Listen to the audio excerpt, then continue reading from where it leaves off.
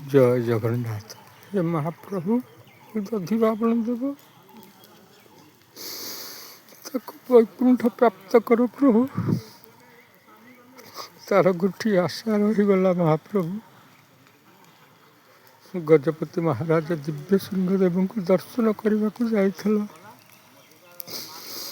ଦୟା ବାୟା ମୋତେ ପ୍ରଥମରୁ କହିଲେନି, ପ୍ରଭୁଙ୍କୁ ଦର୍ଶନ କଲା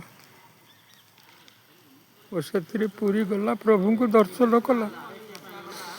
କିନ୍ତୁ ଗଜପତି ମହାରାଜ ଦିବ୍ୟ ସିଂହଙ୍କୁ ଦର୍ଶନ କରିବାକୁ ପରେ କହିଲା। ମୁଁ କହିଲି ସେ କଥାଟା ଆଗରୁ କହିଲୁନି, ତାଙ୍କୁ ଯାଇକି ସାକ୍ଷାତ କରିଥାନ୍ତେ। ଆଜି ସେ ଇହ ଜଗତରୁ ଚାଲିଗଲା। ହେ ମଣିମା, କଥାଟା କାଳ କାଳକୁ ରହିଗଲା।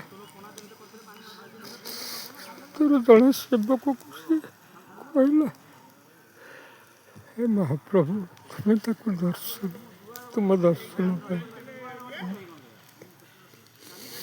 13 ଜଣରୁ 3 ଜଣ ଚାଲିଗଲେଣି, ଆଉ 10 ଜଣ ଅଛନ୍ତି। ହେ ମହାପ୍ରଭୁ, ହେ ମଣିମା, ହେ ଠାକୁର ରାଜା, ତୁମେ ବିଚାର କରିବ। 5 ଗାଁ ଦଧିବାବନ ଦେବଙ୍କ ରଥଯାତ୍ରା ପାଇଁ ପ୍ରଥମେ ଆପଣଙ୍କ ପାଖକୁ ଆମେ ଯାଇଥିଲୁ। ତାଙ୍କ ଭିତରୁ ଇଏ ଜଣେ ଦୟା। ହଉ ରହୁଛି।